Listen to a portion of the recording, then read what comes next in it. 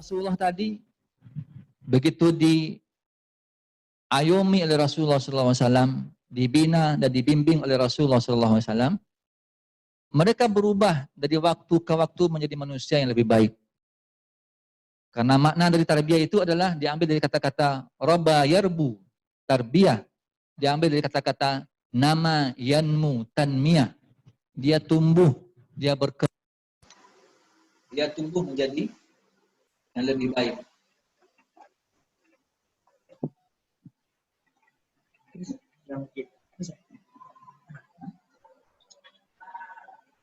Jadi proses tarbiyah itu adalah proses yang tak bisa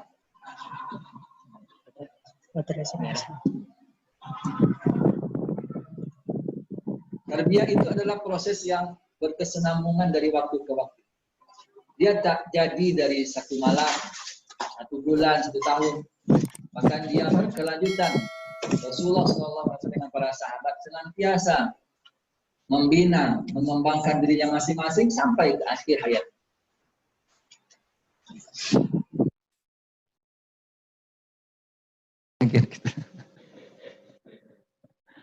Penuh kejutan ruangannya.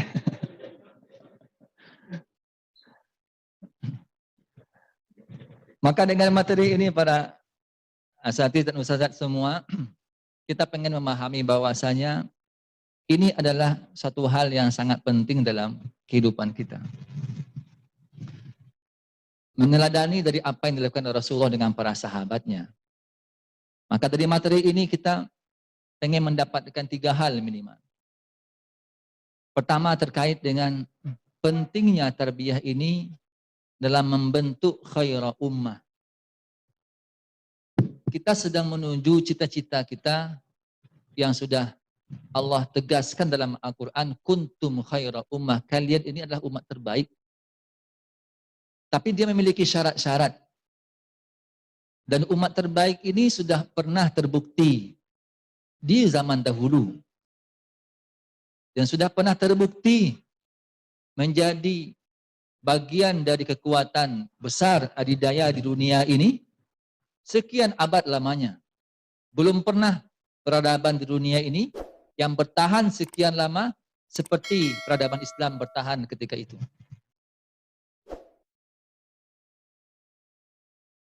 Yang kedua, yang pengen kita ambil dari materi ini adalah memahami bagaimana marhalah atau tahapan-tahapan tarbiyah yang dilakukan Rasulullah SAW. Dan yang ketiga, yang pengen kita capai dari materi ini adalah menyadari bahwa terbentuknya tarbiyah yang benar dapat memberikan sesuatu yang besar dalam kehidupan kita. Dari sini kita akan mendapatkan pengaruh dalam jiwa kita ketika kita nanti berinteraksi dengan apa-apa saja yang terkait dengan tarbiyah ini. Apalagi dari risalah, mengikuti kajian keislaman ini menjadi sebuah keniscayaan, sebuah keharusan, sebuah kewajiban bagi setiap orang yang bergabung di keluarga besar Yayasan Wakaf Ar-Risalah. Karena semangat awalnya bermula dari ini, maka lembaga ini juga akan tumbuh, berkembang dengan prinsip tetap mempertahankan nilai-nilai dan hal-hal yang akan merawat nilai-nilai tersebut. Sesudah dirahmati Allah Subhanahu wa taala, kita mulai dari melihat kondisi sejarah di kota Mekah sebelum Rasulullah SAW diutus. Kondisi ketika itu, ini kita melihat bagaimana pengaruh tarbiyah itu kepada sebuah situasi masyarakat. Sebelum Rasulullah diutus, kondisi kota Mekah ketika itu secara politik itu tidak punya daya saing. Negara adidaya yang berkuasa ketika itu adalah Romawi dan Persia. Kemudian dari dua adidaya ini mereka yang menguasai wilayah-wilayah di sekitar Arab tersebut. Tapi belum masuk pengaruhnya ke dunia Arab ketika itu. Artinya secara perpolitikan Arab ini tidak diperhitungkan. Dia sudah sibuk dengan urusannya sendiri. Dengan masalah internal di dunia Arab itu sendiri. Secara ekonomi, juga kondisi masyarakat Mekah ketika itu sangatlah tidak sehat secara ekonomi. Kekuasaan yang dimiliki, kekayaan yang dimiliki oleh segelintir orang saja, sementara mayoritas penduduk Mekah ketika itu dalam kondisi hidup prihatin, miskin. Praktek riba menjadi budaya yang mengakar di masyarakat ketika itu. Secara moral apalagi, kita membaca di buku sirah, begitu banyak ragam pola pernikahan di masa jahiliyah tersebut. Ada pernikahan yang namanya istibdaq, yaitu mencari bibit unggul. Jadi seorang perempuan bisa saja suami istri ketika tidak memiliki keturunan, sang suami bisa menginstruksikan istrinya untuk berhubungan dengan laki-laki yang dianggapnya bisa memberikan keturunan yang baik. Dalam rangka mencari bibit unggul. Sehingga diserahkannya istrinya, kemudian diharapkannya nanti setelah istrinya berhubungan dengan laki-laki yang dia tunjuk, dia akan mendapatkan keturunan yang lebih baik. Atau dalam bentuk lain, kita dengar dalam buku sirah itu, ada juga seperti seorang perempuan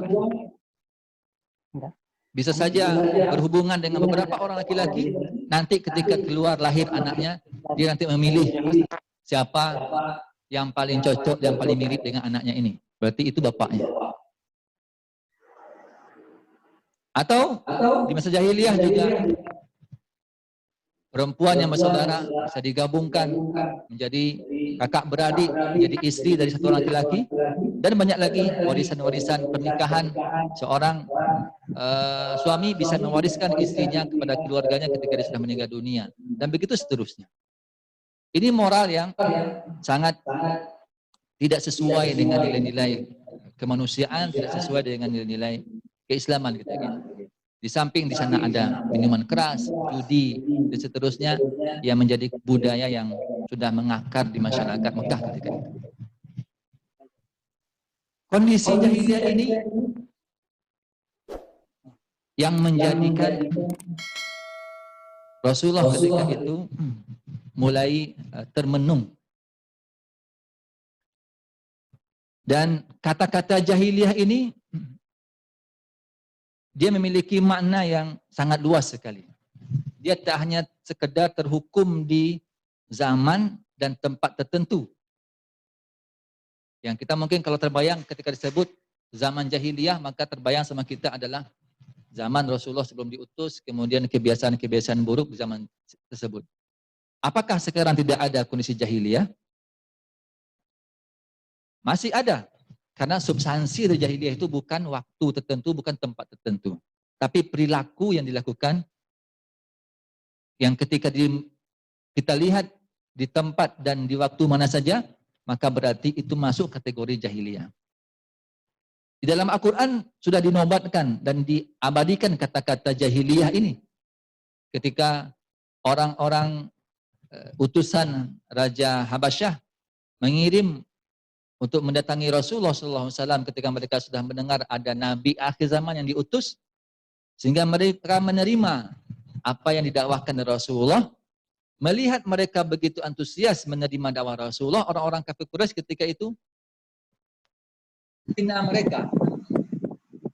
Orang kafir Quraisy ketika itu mencemooh mereka. Sehingga kenapa kalian sangat gampang beriman dengan Muhammad ini, sementara kalian belum memastikan apakah dia menyampaikan sesuatu yang benar atau tidak.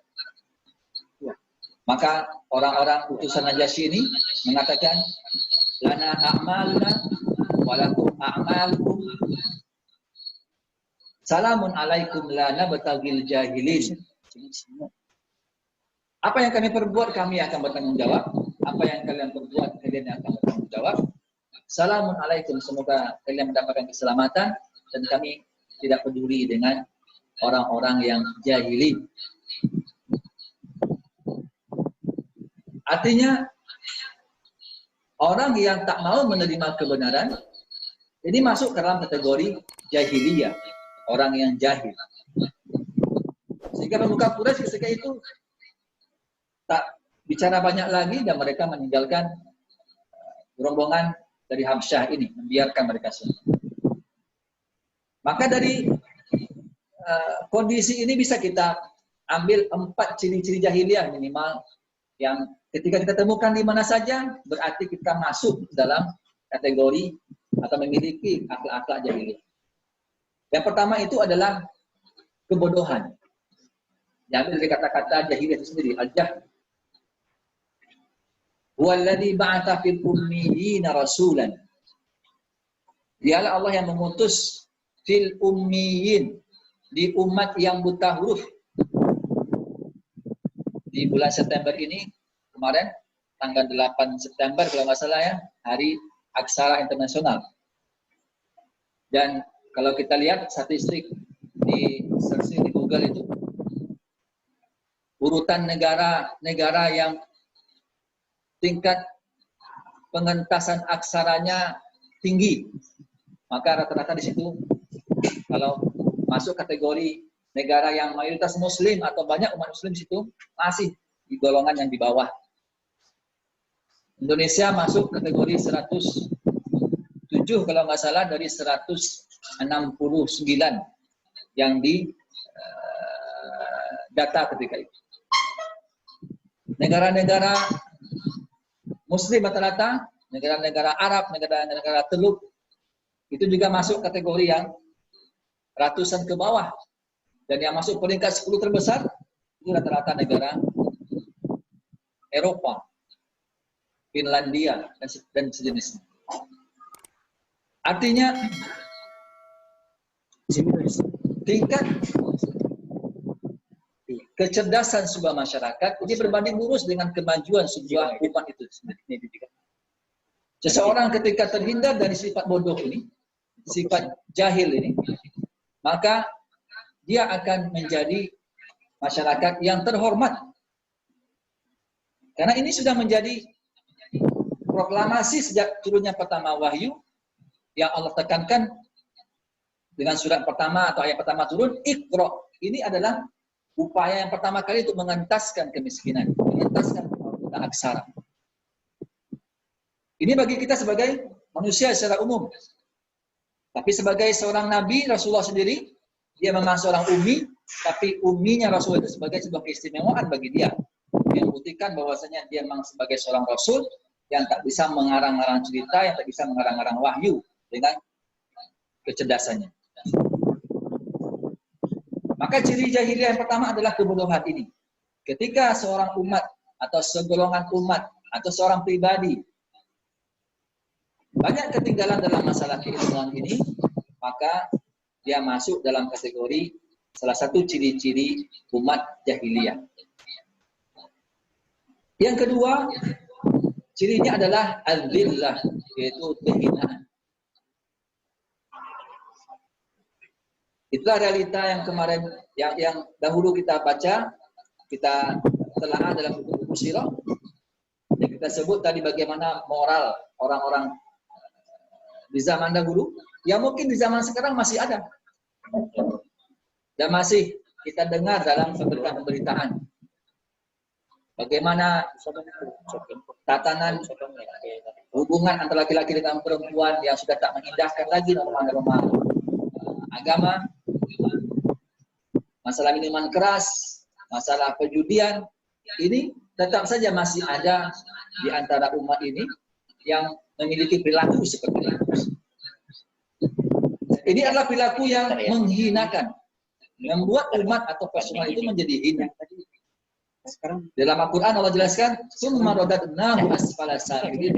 Setelah Allah ciptakan dia dari penciptaan yang mulia, kemudian Allah turunkan dia dengan perbuatan dia yang hina.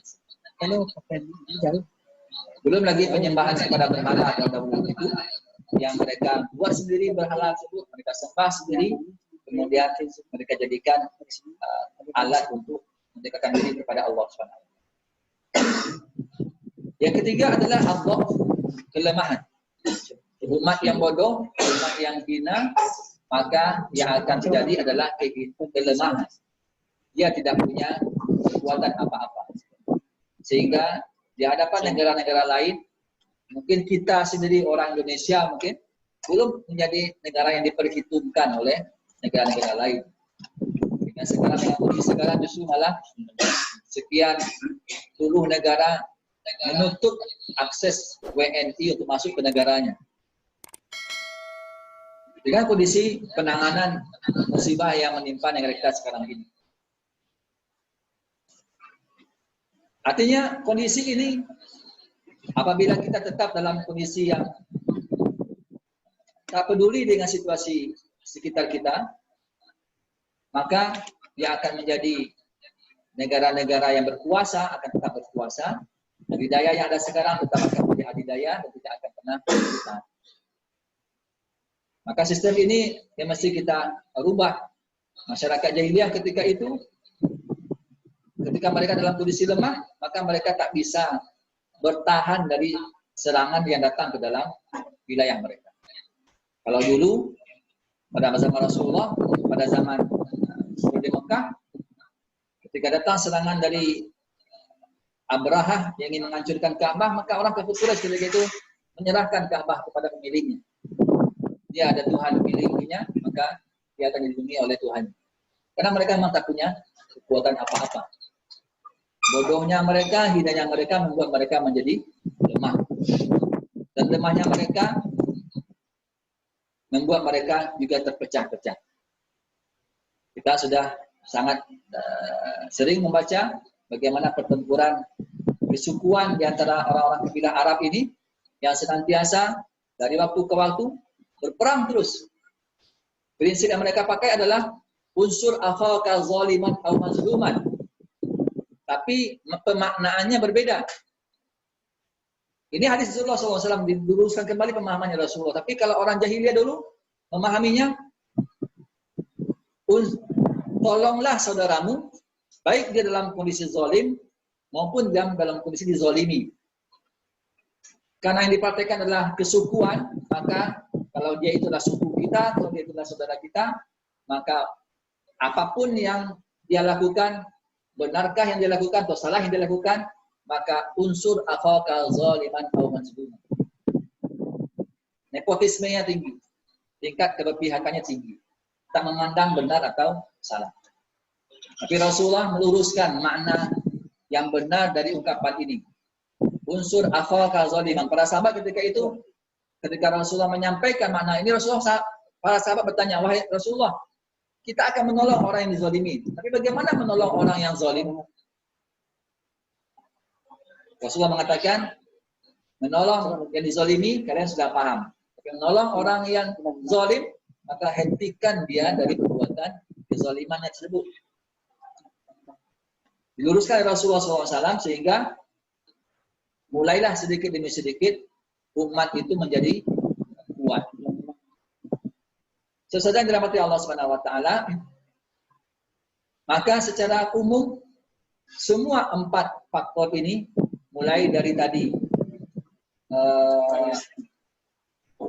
kebodohan, kehinaan, kelemahan dan furqah, kepecahan ini disimpulkan oleh Allah SWT di ujung ayat dengan istilah dhalalun mubin, umat yang tersesat.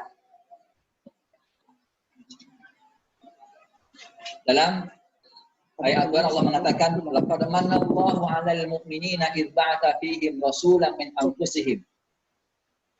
Allah telah berikan kepada kalian orang yang diutus kepada kalian dari golongan kalian sendiri. Yatlu 'alaihim ayatihi wa yuzakkihim wa yu'allimuhumul kitaba wal hikmah wa in kanu min qablu lafi dhalalin mubin. Semua yang dilakukan itu, ayat yang diturunkan, ajaran-ajaran yang disampaikan tak akan berguna bagi mereka semua karena mereka masih dalam kondisi 4 hal tadi dan disimpulkan dengan istilah wa in kanu min qablu lafi dhalalin mubin. Mereka semua dalam kondisi yang sesat. Maka kondisi ini akhirnya Rasulullah bingung, bimbang, sehingga beliau mengadakan uzlah, penyendirian. wa wajadaka dhalan fahada. Rasulullah ditemukan oleh Allah Subhanahu wa taala dalam kondisi yang bingung, dalam kondisi yang galau, kemudian Allah turunkan petunjuknya, Allah turunkan wahyunya. Sehingga itulah yang menjadi petunjuk bagi Rasulullah SAW. Sehingga diutusnya Rasulullah ini menjadi jawaban terhadap solusi kondisi umat ketika itu. Dan sekaligus ini adalah doa, jawaban doa dari Nabi Ibrahim alaihissalam ketika dulu dia meninggalkan anaknya Ismail di kota Mekah ketika itu, biwadin ghairi dzi zar'in, di sebuah lembah yang tak ada sedikit pun tanaman-tanaman dan tumbuhan di situ. Baru dijawab oleh Allah Subhanahu wa taala doa Nabi Ibrahim ini sekian abad berlalu. Sehingga jadikanlah bumi Mekah itu sebagai bumi yang didatangi oleh umat manusia dari penjuru dunia ini, dan juga semua tanaman-tanaman walaupun tak ada di kota Mekah itu tumbuh, tapi dia ada di kota Mekah. Itulah berkah dari doa Nabi Ibrahim ketika itu. Maka dalam firman Allah, huwallazi ba'atsa fil ummiyyin, kemudian ada yatlu alaihim ayatihi wa yuzakkihim wa yu'allimuhumul kitaba wal hikmah. Ini dia proses dan tahapan-tahapan tarbiyah. Ada 3 proses tarbiyah di sini yang Rasulullah ajarkan. Yang pertama itu adalah tilawah, pembacaan, penelaahan, penyampaian. Ini adalah proses dari tarbiyah tersebut. Maka kita dalam proses tarbiyah itu pasti akan membaca ayat-ayat, mentelaah ayat-ayat, membaca hadis-hadis, mentelaah hadis-hadis. Karena ini asolah dari dakwah tersebut. Setelah dilakukan ini, maka dia baru lanjut ke proses berikutnya, yaitu tazkiyah, pembersihan. Setelah itu baru muncul, setelah jiwa itu bersih, baru muncul nanti ta'limul minhaj. Akan terdorong jiwa itu untuk ikut dan patuh dengan pedoman yang ada di ajaran-ajaran selanjutnya.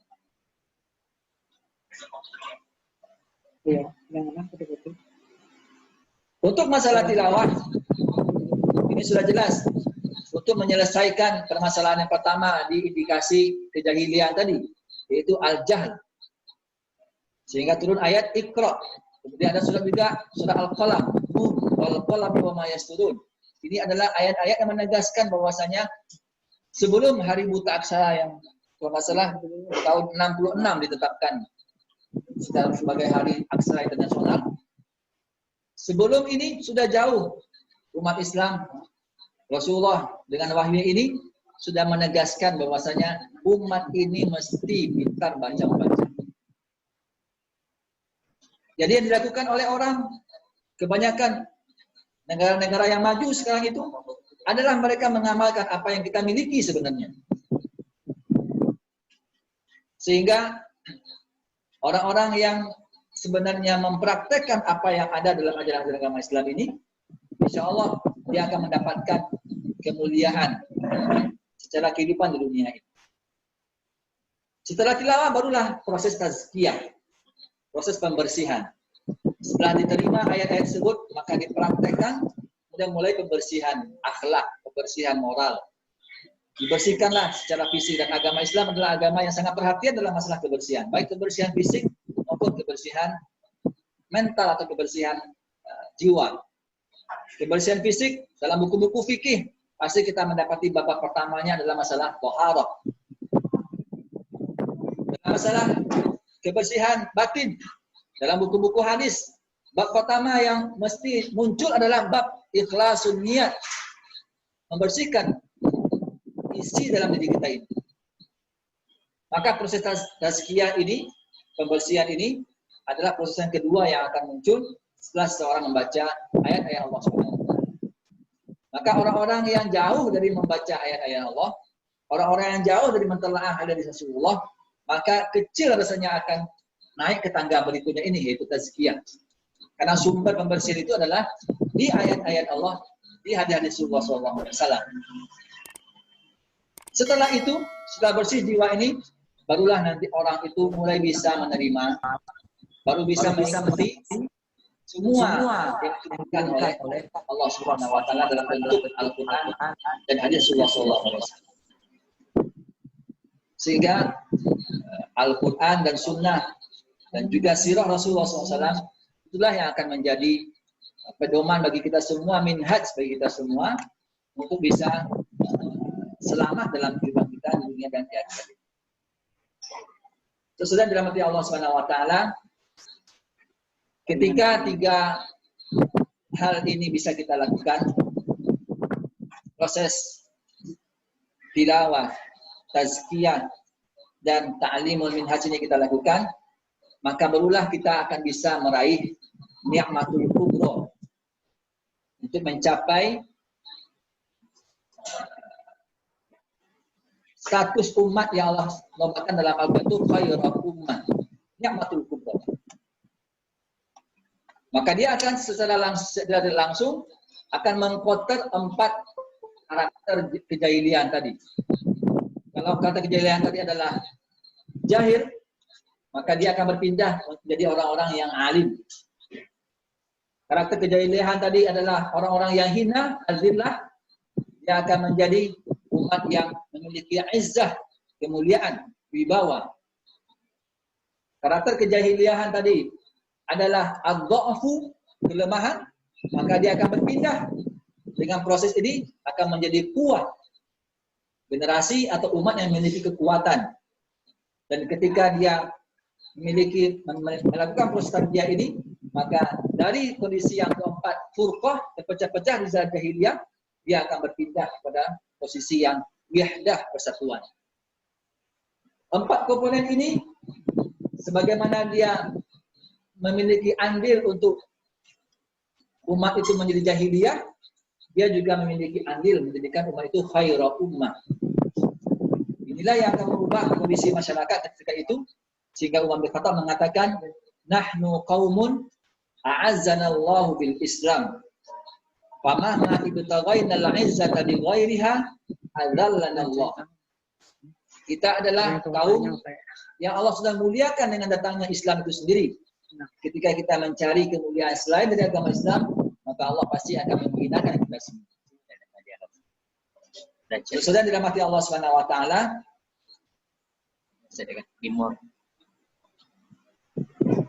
Dengan proses tarbiyah ini, maka kita akan melihat perkembangan yang terjadi pada masa Rasulullah SAW.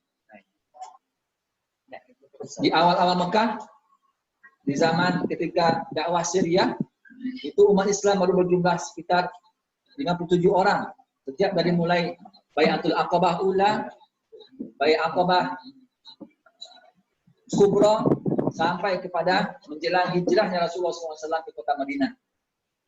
Hanya dari jumlah 6 orang dan 12 orang, kemudian bertambah terus sampai kepada jumlah 57 orang. Kemudian Rasulullah hijrah.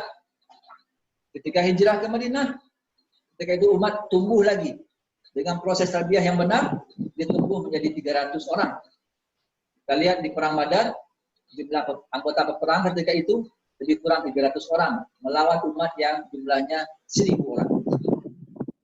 Bergeser lagi, ditempa lagi dengan proses tarbiyah, berkembang lagi, maka di proses menjelang Fatu Makkah, perjanjian Hudaybiyah, umat Islam kembali bertambah jumlahnya menjadi 1400. Berproses lagi, ada lagi proses berikutnya, bertambah lagi ketika Fatu Makkah, jumlahnya sampai 10.000. Dan terus bergulir perolehan tarbiyah dan proses tarbiyah ini, sampai ke Perang Tabuk, jumlah umat Islam menjadi 30.000 dan seterusnya. Sampai di masanya, kejayaan yang diwariskan oleh Rasulullah kepada para khulafaur rasyidin sampai menguasai 2/3 dunia ini. Itu adalah sebuah proses yang Rasulullah sendiri dengan umurnya yang hanya 63 tahun lebih kurang itu tak bisa melihat hasilnya yang sampai menguasai 2/3 dunia. Di saat beliau hidup, beliau hanya bisa menyaksikan jumlah umat Islam itu hanya sampai dengan jumlah sekitar 10.000 orang saja. Tapi dengan proses tarbiyah yang benar dilanjutkan oleh para sahabat, umat ini akan selalu berkembang terus. Maka dengan prinsip ini yang kita menjadikan bahwasanya tarbiyah ini adalah hal yang sangat penting dalam kehidupan kita. Tidak hanya untuk kepentingan pribadi kita sendiri, tapi jauh lebih besar daripada itu adalah kepentingan mensiarkan agama Allah SWT. Kemudian dalam Allah SWT, dalam penyebaran agama Islam ini, salah satu janji Rasulullah SAW ketika beliau persiapan peperangan Khandaq, maka Rasulullah menjanjikan akan kita taklukkan Romawi, akan kita taklukkan Persia, akan kita taklukkan ini, itu dan seterusnya.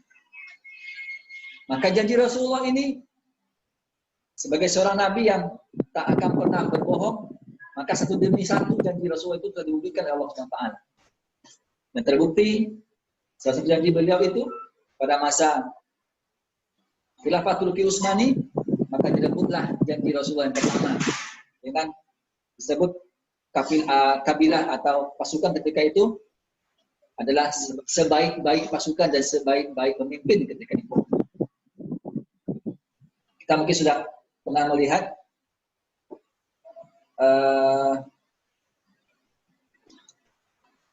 sebuah klip tentang penaklukan kota Konstantinopel yang dilakukan oleh Muhammad Al-Fatih, yang berbulan-bulan mereka berperang ketika itu dan hampir putus asa, tapi dengan motivasi mewujudkan janji Rasulullah SAW, akhirnya mereka diizinkan oleh Allah SWT yang terbaik ini. Kalau yang ya'mal jaisuha, kalau yang ya'mal amir juga amir juga jaish. Sebaik-baik pasukan adalah mereka ini, dan sebaik-baik pemimpin adalah pemimpin yang itu. Ini jadi Rasulullah yang pertama. Rasulullah mengucapkannya. Dan janji yang kedua, ini masih menunggu. Akan difutuhkannya kembali Romawi yang sekarang ini masih dalam kekuasaan kaum Nasrani.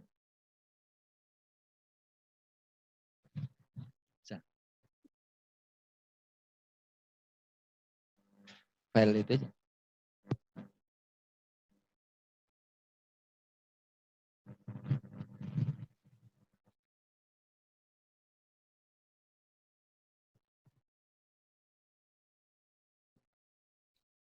Kita lanjutkan saja, saudara.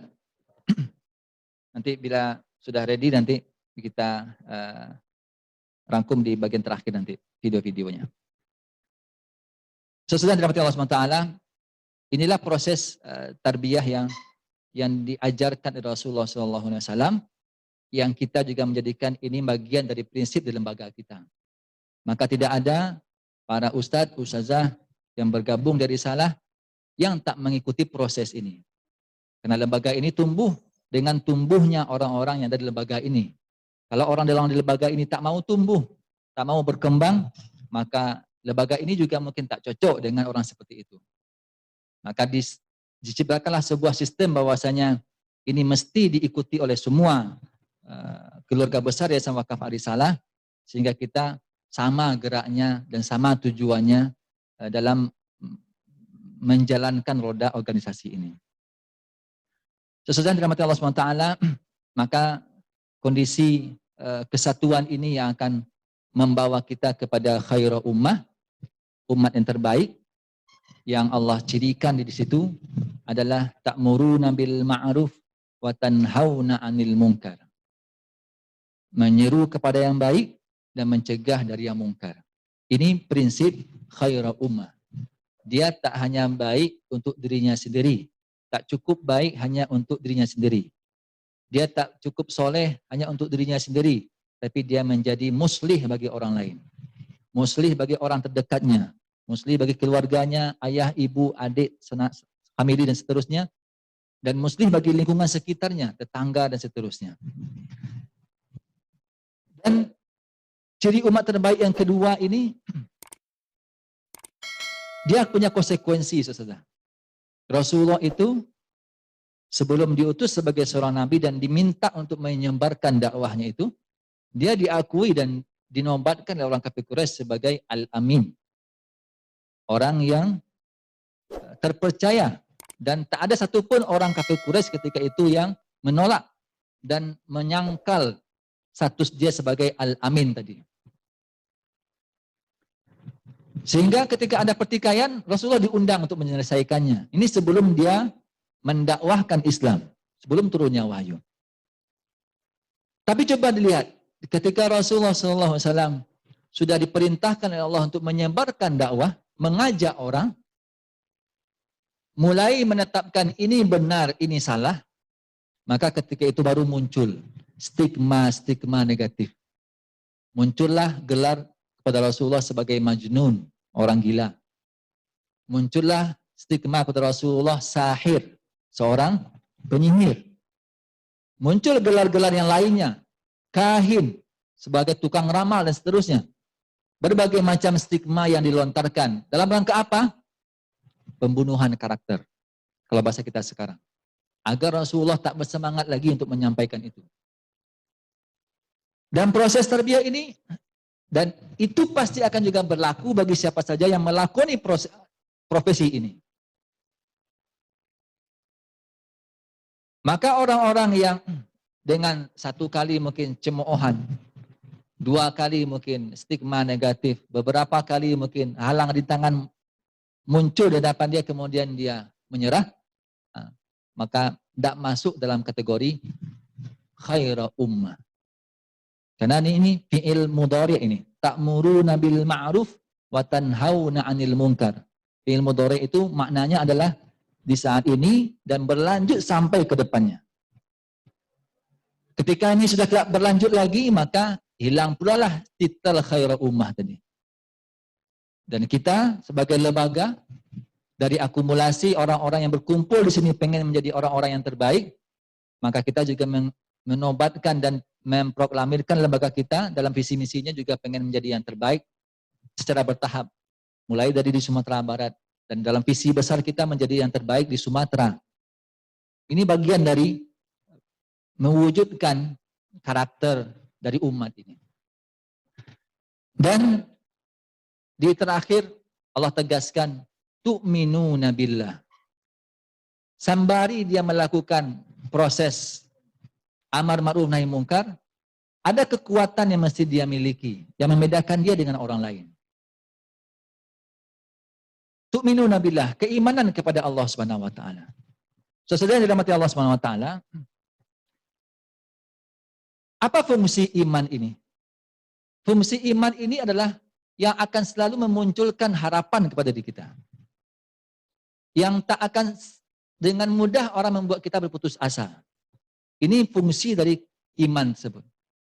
Kalau tak kita mendapatkan balasannya di dunia ini, kita yakin, kita beriman bahwasanya pasti sudah Allah siapkan balasan di akhirat. Kalaulah kebaikan-kebaikan kita tak nampak mungkin buahnya di dunia ini, iman yang menjawabnya bahwasanya ada pasti. Hal jazaul ihsan illal ihsan. Tidak akan ada balasan kebaikan kecuali pasti adalah sebuah kebaikan. Dan keimanan ini pula yang juga membedakan kita dengan orang-orang lain. Dalam ayat Al-Quran Allah mengatakan, wal munafiquna ba'duhum awliya'u ba'd ya'muruna bil munkari wa yanhauna 'anil ma'ruf. Ini lawan dari orang mukmin. Kalau orang mukmin ya'muruna bil ma'ruf wa yanhauna 'anil munkar. Kalau orang-orang munafik ya'muruna bil munkar wa yanhauna 'anil ma'ruf. Dia menyuruh orang, mengajak orang, memprovokasi orang untuk melakukan yang buruk, kemudian mencegah orang dari melakukan satu hal yang baik. Tak hanya orang-orang munafik, orang-orang yang di luar Islam, orang-orang yang tak senang dengan Islam, fa innahum ya'lamuna kama ta'lamun. Kita susah memperjuangkan Islam ini. Kadang kita mesti bergadang, kita mesti berinfak, kita mesti meluangkan waktu, kita tinggalkan keluarga kita tinggalkan kampung kita. Ini yang kita lakukan. Apakah kita saja yang melakukan itu? Orang-orang yang membenci Islam ini juga melakukan hal yang sama. Mereka juga mengeluarkan harta mereka, mereka juga mengeluarkan energi mereka, pikiran mereka, waktu mereka, sama dengan kita. Tapi yang bedakannya adalah watarjuna minallahi ma la yarjun. Kalian mengharapkan sesuatu dari Allah yang tidak mereka harapkan, yang tak mereka miliki itu. Ini yang membedakan tu'minuna billah. Jadi, saudara sekalian dirahmati Allah SWT, kita ini sekolah Islam. Di luar sana mungkin ada sekolah sekuler, sekolah macam-macam. Ya, mungkin tujuannya bertolak belakang dengan target dari lembaga kita. Maka muncullah mungkin orang-orang pemikirannya yang sekuler.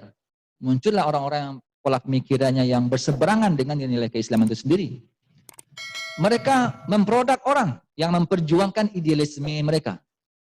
Kita juga memperjuangkan orang untuk membela idealisme kita. Maka as-sira' bainal haq wal batil.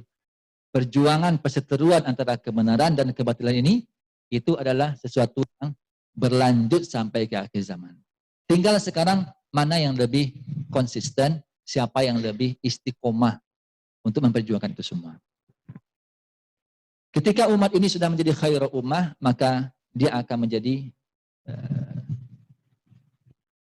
orang yang memiliki izzah, bisa berbicara di dunia, di hadapan masyarakat-masyarakat dunia, sebagaimana dahulu Rasulullah dan para sahabat, Umar bin Khattab dengan Khalifah Rasyidin yang lainnya, para khilafah-khilafah ketika itu, berani tampil di hadapan umat-umat di dunia. Nah, ada contoh klipnya sebenarnya, tapi nanti kalau sudah connect nanti bisa kita putarkan. Maka di poin tarbiyah ini, bisa kita simpulkan bahwasanya kita target atau visi kita adalah khairu ummah. Jadi kita pengen memastikan bahwasanya semua yang tergabung dalam Yayasan Wakaf Arisalah ini punya visi yang sama, menjadi khairu ummah. Pribadinya juga menjadi pribadi-pribadi yang khairu ummah. Nabi Ibrahim itu dalam ayat Al-Quran disebut inna Ibrahim kanat ummah. Ibrahim itu adalah umat. Padahal dia cuma sendiri. Yang dalam pikiran kita mungkin kalau umat itu adalah segerombolan orang. Kumpulan orang-orang. Tapi Allah sebut Ibrahim itu sudah umat. Artinya satu orang saja yang konsisten dan komit dengan nilai-nilai ini, dia sudah bisa disebut dengan seorang ummah. Jadi tak mesti segerombolan orang, apalagi dalam sebuah komunitas berkumpul khaira ummah tadi. Maka dia akan menjadi kekuatan yang sangat luar biasa. Maka dengan kita menyingkirkan ciri-ciri jahiliyah yang 4 tadi, al-jahlu, wal-dhillah, wal-dha'fu, wal-furqah, yang itu semua adalah indikasi dhalalun mubin. Kita proses dia, kita rubah dia dengan proses tarbiyah, sehingga muncullah kondisi yang al-ilmu wal-izzah wal-quwah wal-wihdah, berilmu, memiliki wibawa, memiliki kekuatan, memiliki persatuan, maka dengan situ dia akan menjadi khairu ummah. Dengan ini kita secara personal, secara lembaga bersama-sama menuju visi yang mulia ini. Sesudah dirahmati Allah SWT, ini satu poin. Karena dia dalam satu majlis ini dikasih beban 2 materi langsung oleh Sa'ali. Tentang tarbiyah satu, tentang etos kerja satu lagi. Terkait dengan etos kerja, sesudah dirahmati Allah SWT,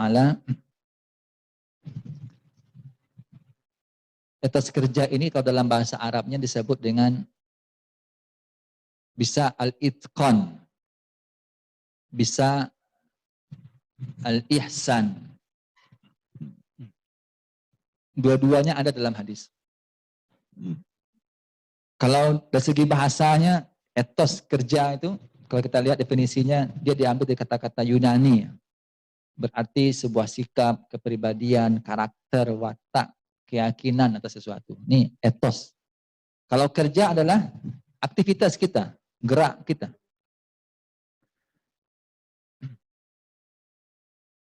Nah.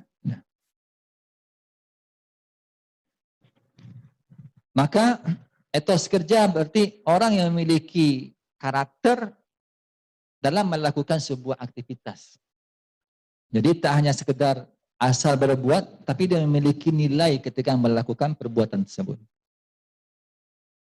Asalahnya diambil dari surat Al-Mujadilah ayat 11.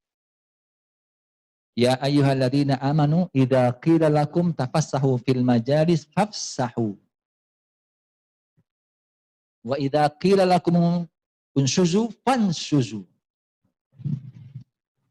Dari mananya filosofi etos kerja ini? Dari kata-kata nih, huruf fa ini.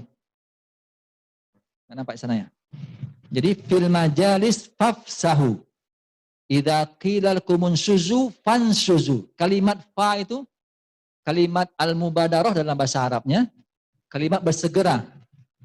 Contohkan dakhala Ahmad fa Usman misalkan. Masuk si Ahmad, kalau kalimat penghubungnya kalimat fa, kata huruf fa Usman. Berarti di belakang Ahmad itu langsung menempel si Usman. Tapi kalau dakhala Ahmad summa Usman, masuk ke ruangan ini Ahmad, kemudian si Usman, bisa jadi jaraknya 5 menit, 10 menit. Yang jelas itu urutan. Yang pertama masuk si Ahmad, yang kedua masuk Usman. Tapi jaraknya tak mesti dekat. Bisa sih 1 jam jaraknya. Tapi kalau kalimat dalam Al-Quran itu diiringi dengan kalimat fa, itu menunjukkan faurah, bersegera, dekat. Maka etos kerja itu dalam agama kita adalah respon yang cepat atau suratul istijabah. Ketika ada sebuah instruksi, ketika ada sebuah maklumat, ada respon yang cepat untuk melakukannya. Itu suatu karakter yang dimiliki orang-orang yang punya etos kerja. Dalam beribadah kita disuruh seperti itu. Idza nudiya lis-shalati min yaumil jum'ah fas'au. Kalau disuruh untuk salat Jumat maka bersegera. Jadi tak menunggu. Anak-anak kita kan begitu. Belum qomat lagi Ustaz. Tunggu aja selama. Belum qomat, imamnya belum rukuk lagi nih, masih main gitu lagi. Nah, ini yang mesti kita tumbuhkan dalam anak kita. Sembari kita memberikan keteladanan dalam masalah ini, anak-anak kita tumbuhkan karakter ini juga. Dalam ayat lain juga dalam surah Al-Jumu'ah yang Anda sebutkan tadi, fas'au ila dzikrillah. Kemudian landasan yang ketiga, surat Al-Qasas ayat 77. Wabtaghi fima atakallahu daral akhirah wa la tansa nasibaka minad dunya wa ahsin kama ahsanallahu ilaika. Orang yang punya etos kerja itu, dia punya kehidupan yang seimbang. Dia tak hanya sekedar melulu mencari dunia, tapi juga tak lupa dengan akhiratnya. Bahkan dalam ayat ini Allah menegaskan, prioritaskan akhirat, orientasi kita ke akhirat, tapi jangan lupakan kalian hidup di dunia. Kebutuhan kalian di dunia juga ada, maka jangan lupakan itu. Maka keseimbangan ini bagian dari orang-orang yang memiliki etos kerja. Dia bekerja aja, tapi hak tubuhnya enggak diberikannya. Punya semangat kerja dia. Waktu bisa dikatakan tak terbatas dia bekerja. Tapi dia kurang dengan hak-hak pribadinya. Dia tak mau menyeimbangkan kesehatan fisiknya. Tidak memperhatikan masalah istirahat misalkan. Tak memperhatikan masalah olahraga misalkan. Tak memperhatikan masalah makanan yang bergizi dan seterusnya. Nah, ini tak seimbang namanya. Dalam hadis, ini yang kita sebutkan, pernah Rasulullah SAW berkata ke Abi Talha, Rasulullah minta seorang anak laki-laki, budak yang pelayan untuk melayani Rasulullah SAW. Kemudian dibawa oleh Abu Talha. Kemudian selama dia membersamai Rasulullah, dia ceritakanlah bahwasanya Rasulullah itu tidak pernah keluar dari rumah kecuali saya sering mendengar beliau berdoa seperti ini. Nah, ini salah satu doa yang mengeluarkan kita atau menghindarkan kita dari sifat lawan dari etos kerja. Etos kerja itu lawannya berarti malas. Ya. Allahumma, ini yang kita baca di surat pagi sore. Allahumma inni a'udzubika minal hammi wal hazan wal ajzi wal kasal wal bukhli wal jubun wal dala'id dain wa ghalabatir rijal. Ada versi lainnya yang kita baca di surat kita. Yang terkait dengan atas kerjanya ini dia. Al-ajzi wal kasal. Kalau ajzi ini adalah keterbatasan kondisi fisik kita. Kita sakit misalnya. Atau kita ada kecelakaan. Kita berlindung dari Allah dari kecelakaan yang membuat kita terbatas dalam beraktivitas. Kalau ini kasal ini, mentalnya ini. Sikap bekerjanya yang malas. Sehingga tak tergerak. Dia punya kesehatan yang cukup tapi tak tergerak untuk beraktivitas. Nah, ini kita berlindung kepada Allah. Memperbanyak doa ini akan menimbulkan kita memiliki etos kerja yang tinggi. Dalam istilah lain dalam hadis Rasulullah, innallaha yuhibbu idza amila ahadukum amalan ayyutkinahu. Itqan dalam beramal. Tekun dalam beramal. Gigih dalam beramal. Tak gampang putus asa. Tak gampang menyerah.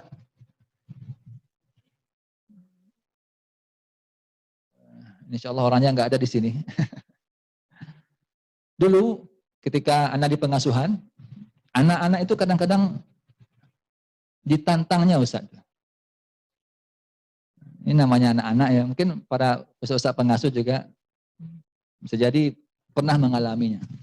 Ketika anak perkenalkan salah seorang pengasuh yang baru, ketika itu anak kepala pengasuhan, anak-anak Ustaz, nah ini insya Allah Ustaz kita yang akan bergabung bersama antum semua di asrama ini. Apa salah seorang anak katanya nyeletup, Ustaz, mau bertahan berapa hari Ustaz? Ustaz sanggup bertahan berapa hari? Dan ya nggak tahu ya, apakah itu Ustaznya tak memiliki mental yang kuat juga. Terbukti perkataan anak itu. 3 hari menghilang Ustaz lagi. Tak balik-balik dia ke asrama lagi. Dia minta izin, karena Ustaz, anak izin pulang sebentar Ustaz. Karena sudah memang jahat libur dia, kita kasih. Habis itu nggak mesti muncul lagi, dia kontak enggak balik. Hilang aja dia. Sehingga anak-anak bertemu sama anak, tuh kan Ustaz, nggak ada yang betah sama kami gitu. Ini kalah kuat kita dengan anak-anak. Mana yang paling kuat? Kegigihan kitakah yang kuat atau kengeyalan anak-anak yang kuat? Nah, ini tantangan bagi kita para ustadz. Tak hanya sekedar di pengasuh, di kelas juga begitu. Kuatkah gurunya mengondisikan anaknya semangat belajar atau dia kalah, anaknya tertidur, dia dibiarkan saja berarti gurunya sudah kalah. Tak bisa mengondisikan anak-anaknya. Dia mengajar, anaknya dibiarkan tak perhatian, bicara sini-sini, berarti gurunya sudah kalah. Dia tak bisa mengelola anaknya. Nah, ini yang kita berjuang di sini. Di sini ladang amal kita, itqan, tekun, gigih kita.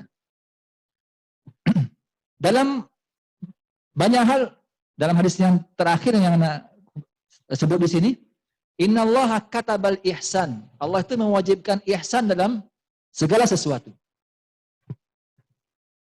Ihsan itu Rasulullah terjemahkan dalam hadis lain, mal ihsan. Rasulullah bertanya kepada malaikat Jibril. Kemudian malaikat Jibril balik bertanya. Kemudian dijawab, al ihsan Anta'budallaha ka'annaka tarahu fa illam takun tarahu fa innahu yaraka. Ihsan itu adalah engkau sembah Allah seolah-olah engkau melihat Allah. Kita beribadah atau kita patuh kepada atasan kita seolah-olah dia ada di depan kita. Fa illam takun tarahu, tapi ketika dalam realitanya tak nampak Allah itu, tak ada di depan kita. Fa illam takun tarahu fa innahu yaraka. Yakinlah sesungguhnya kalaupun kita tak melihat Allah, Allah pasti melihat kita. Ini bedanya nilai kontrol orang beriman dengan orang yang tak beriman. Anda mendapatkan cerita di negara maju itu, hidupnya tertib, teratur. Tak ada orang yang mencuri. Dari minimarket antri. Di dalam rambu-rambu lalu lintas disiplin. Tak ada yang menerobos kayak di negara kita. Motivasinya apa? Karena CCTV di mana-mana. Kalau melanggar, kalau negara-negara maju itu, satu kali melanggar walaupun tidak ada polisi di situ, sudah terekam di CCTV, nanti akan datang surat ke rumah kita. Bahwasanya tagihan, denda, pelanggaran, Anda di bulan ini, tanggal sekian, silakan dibayar. Datang ke rumah kita. Dan teman-teman, ada yang teman pernah bercerita di Malaysia, pernah diajak jalan, kemudian kita melihat rambu-rambu di situ, tidak berani menerobos. Karena kalau menerobos kita saat, kata beliau, dijamin sebulan ke depan datang surat ke rumah kita. Mengantarkan bahwa sekian jumlah nominal masih di bank untuk menebus kesalahan yang dilakukan. Maka terciptalah kepatuhan di situ. Tapi kalau tidak dilandasi dengan keimanan, keyakinan yang benar, ketika alat ini tak berfungsi, apa yang akan terjadi? Konon kabarnya di negara adidaya itu sempat terjadi mati listrik dalam rentang waktu yang cukup lama. Anda pernah membaca artikelnya, cuma tak ingat detailnya. Sehingga terjadilah penjarahan di supermarket. Dalam waktu rentang yang cukup lama, lampu listrik mati, maka semua sistem tak bisa meredam kejadian. Maka beramai-ramai orang menjarah minimarket, menjarah supermarket, menjarah ini, menjarah itu, dan seterusnya. Ini kalau motivasi awalnya tidak berdasarkan ihsan tadi. Karena kalau yang memuraqabah itu Allah yang kita jadikan, maka kapanpun dan dimanapun kita akan terkontrol. Tapi kalau yang memonitor itu adalah makhluk yang kita jadikan, alat yang kita jadikan, manusia yang kita jadikan, maka kita tak akan pernah memiliki etos kerja yang baik. Kalau ada mungkin supervisornya, atau kalau ada mungkin atasannya, baru dia bekerja dengan baik. Tapi kalau nggak ada atasannya, dia abai dengan amanah. Etos kerja yang benar itu dalam agama kita disebut dengan itqan, disebut dengan ihsan. Maka prinsip ini yang masih kita pegang. Maka kerja tuntas itu adalah prinsip seorang muslim. Kerja ikhlas prinsip sebagai seorang muslim. Bukan hal yang baru itu. Kerja ikhlas, kerja tuntas, kerja cerdas, itu prinsip seorang muslim. Al-kaisu mandana nafsahu wa amila lima ba'dal maut. Orang yang cerdas itu adalah orang yang senantiasa merendahkan dirinya dan selalu berobsesi apa yang akan terjadi setelah kematian. Dia senantiasa bekerja dengan baik. Motivasinya adalah kampung akhirat. Maka dari butiran-butiran tadi bisa kita simpulkan. Etos kerja itu bisa kita simpulkan dengan 5 karakter sederhana saja. Pertama, suratul istijabah, cepat responnya. Yang kedua, tawazun, seimbang. Dia memperhatikan keseimbangan dalam dirinya. Yang ketiga, ada harapan yang lebih baik. Tak mudah putus asa. Itu orang punya etos kerja. Tak gampang menyerah. Kemudian ada kesungguhan. Ini dari hadis tadi, itqan dalam bekerja. Allah tak suka kita bekerja itu asal-asalan, tapi Allah suka kita bekerja sungguh-sungguh. Dan yang terakhir, bekerja walaupun dalam keadaan sunyi. Itu dia ihsan tadi. Walaupun tak ada yang melihat, walaupun tak ada yang memantau, karena inilah tanggung jawab, dia kerjakan dengan baik. Ini prinsip etos kerja dalam nilai agama kita. Maka ini yang mesti kita jadikan di mana saja kita berada, apapun amanah yang kita berikan, baik amanah secara pribadi kita sebagai mungkin yang sudah berkeluarga, yang sudah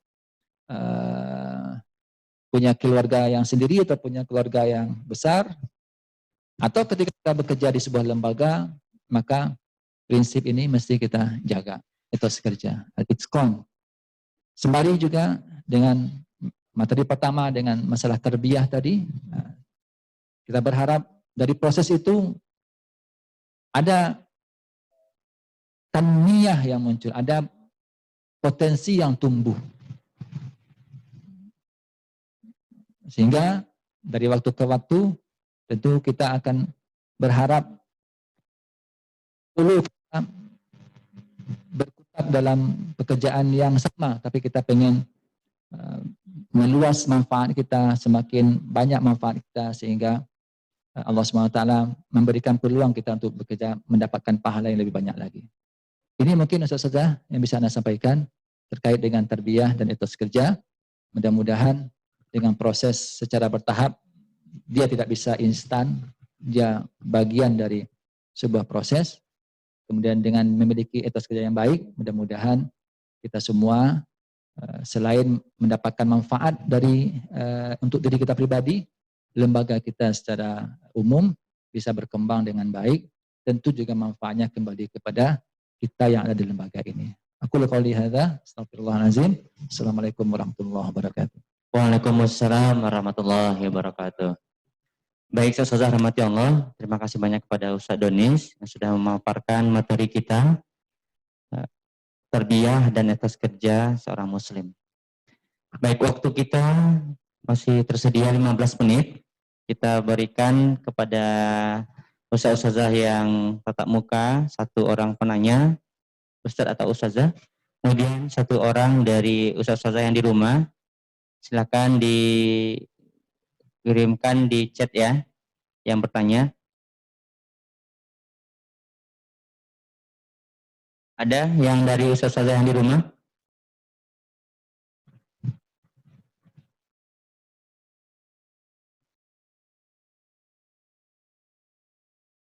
Ya, boleh, Ustaz. Ya, sambil menunggu ada tayang video, tapi yang bisa lihat cuma yang di sini saja.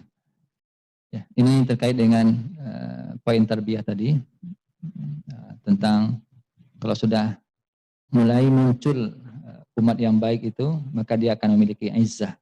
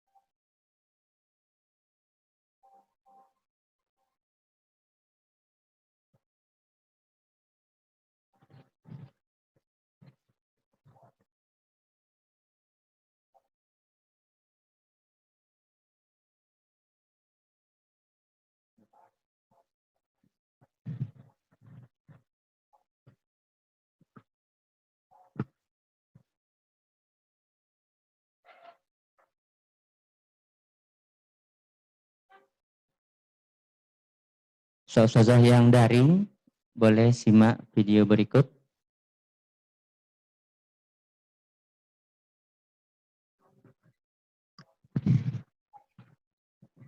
Bisa nampak videonya Ustazah yang daring? Cium tangannya. Ya. Silakan diperhatikan.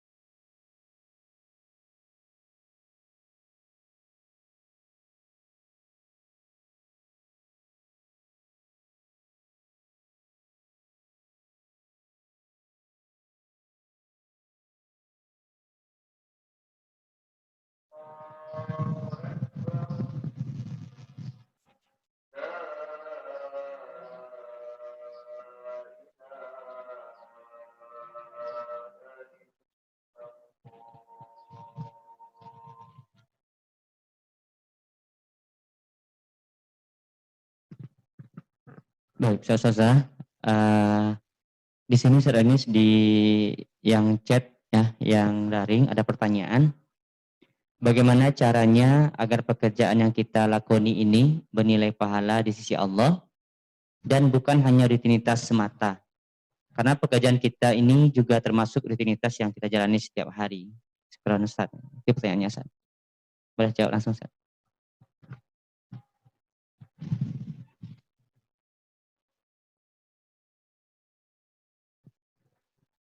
Baik, jazakumullah para ustaz-ustazah yang menanggapi. Allah alam bisawab. Ustazah yang dirahmati Allah SWT, makna ibadah dalam kita sebagai seorang muslim tidak hanya sebatas terkait dengan masalah ibadah mahdhah. Sehingga Rasulullah dalam hadisnya mengatakan al-imanu bid'un wa sab'una atau bid'un wa sittuna syu'bah. Iman itu terbagi kepada 60-an atau 70-an cabang. A'laha kalimat la ilaha illallah wa adnaha imatatul adza anit thariq. Praktek keimanan yang paling tinggi itu adalah mentauhidkan Allah Subhanahu wa taala, dan yang paling rendah adalah mungkin pekerjaan yang sepele yang kita lihat menyingkirkan gangguan di tengah jalan. Mungkin kita melihat di jalan ada mungkin batu runcing atau paku, payung, mungkin kita singkirkan. Motivasinya apa? Bagian dari keimanan kepada Allah Subhanahu wa taala, amal soleh yang akan dinilai pahala di Allah Subhanahu wa taala. Kalau sekedar menyingkirkan hal yang remeh-temeh di jalan saja, itu bagian dari sebuah keimanan. Kira-kira ketika kita sedang bekerja dalam sebuah organisasi, mendidik orang, menjadikan orang dari kondisi dia sekarang menjadi lebih baik, mengantarkan dia kepada cita-citanya yang mulia, kira-kira mana yang lebih bernilai di sisi Allah SWT? Sehingga bagi seorang muslim, tak ada itu aktivitas yang tak bernilai ibadah di sisi Allah SWT. Sekecil apapun yang dia lakukan. Walaupun hanya sekedar mungkin merapikan meja setelah kita bekerja misalkan. Ini meja kita nih, tempat kita bekerja. Kita rapikan meja ini. Nilai kebaikankah ini? Nilai kebaikan. Terhubung dengan prinsip keimanan. Al-ihsan. Anta'budallah. Karena ibadah itu bukannya ibadah mahdhah saja. Bukan hanya sekedar sholat saja. Tilawah, puasa, bukan sekedar itu. Semua aktivitas lain kalau kita hubungkan dengan cita-cita mulia kita, yaitu menyembah Allah, melaksanakan kebaikan, memberikan manfaat kepada sebanyak mungkin makhluk ini, maka dia akan terhubung semuanya dengan nilai pahala di sisi Allah SWT.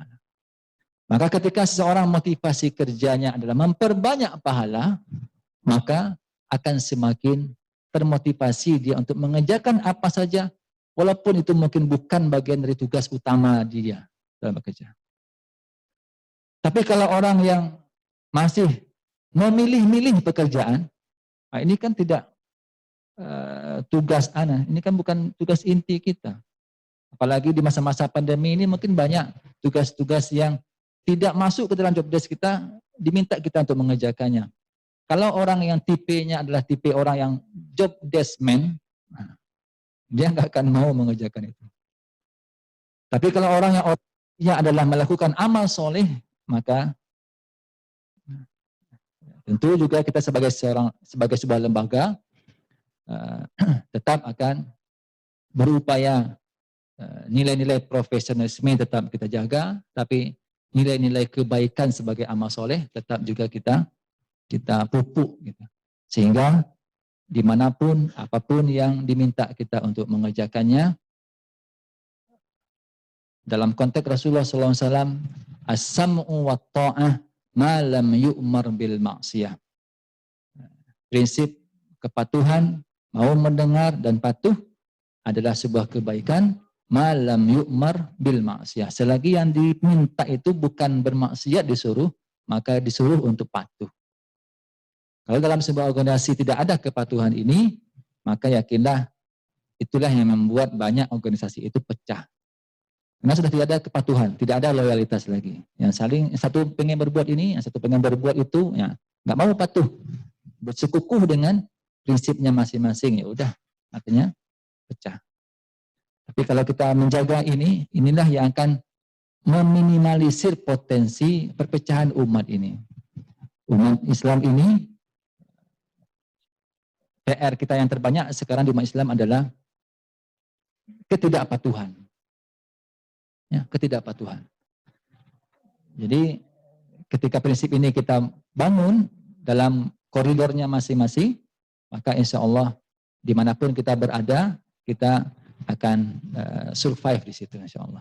Jazakumullah wallahu a'lam bishawab. Assalamualaikum warahmatullahi wabarakatuh. Waalaikumsalam warahmatullahi wabarakatuh. Baik Ustazah Ade Sri sudah jawab oleh Ustaz Donis ya. Mudah-mudahan bisa dipahami. Ustazah juga yang ada di sini, berhubung sudah azan, masih ada waktu jamnya 1 menit lagi. Cukup. Oke. Baik Ustazah, demikian penjelasan materi kita terkait tarbiyah dan etos kerja muslim. Mudah-mudahan kita semua yang ada di sini bisa memahaminya dan bisa kita amalkan dalam keseharian kita. Mudah-mudahan menjadi tazkirah, pengingat bagi kita agar kita bisa menjaga tarbiyah kita dan berbuah amal soleh yang itqon ya, kerja-kerja yang sungguh-sungguh dan terbaik yang kita bisa. Baik Ustazah, demikian saja rangkaian agenda kita. Insyaallah pada zuhur nanti Ana share materi-materinya dan format kesimpulan materi kita seperti yang Ana kirimkan di chat di forum Google Classroom kita. Sama semua seperti itu, ada nama di akhir. Karena kemarin ada 2 orang ustadz kita yang indikasi sama tugasnya. Ini integritas ya, kejujuran. Kita mohon tugas berikutnya tidak ada yang begitu. Sama persis diposting jeda setengah jam lah. Sama persis PDF-nya. Mudah-mudahan setelah ini nggak ada lagi. Ya, mungkin ada kita di panitia juga karena Ana yang kontrol semua. Harusnya di tugas gitu ya di Google Classroom tidak ada bisa lihat yang lain. Nah mengirimnya itu di forum, jadi semua bisa lihat. Tapi nggak bisa download, ya lihat bisa. Baik, demikian jadikan pelajaran kita semua. Kemudian juga yang Ustadz yang daring, juga banyak terlambat gabung di Zoom. Apakah faktornya Anda nggak tahu, nanti kalau ada kendala langsung jabarkan ke Anda ya. Mudah-mudahan tidak ketinggalan informasi-informasi itu kita semua. Demikian Ustazah, mohon maaf lahir batin. Semoga Allah berkahi. Tutup agenda kita yang lafaz hamdalah. Alhamdulillah rabbil alamin. Subhanakallahumma wa bihamdika asyhadu an la ilaha illa anta astaghfiruka wa atubu ilaik. Sampai jumpa esok hari. Wabillahi taufiq. Assalamualaikum warahmatullahi wabarakatuh.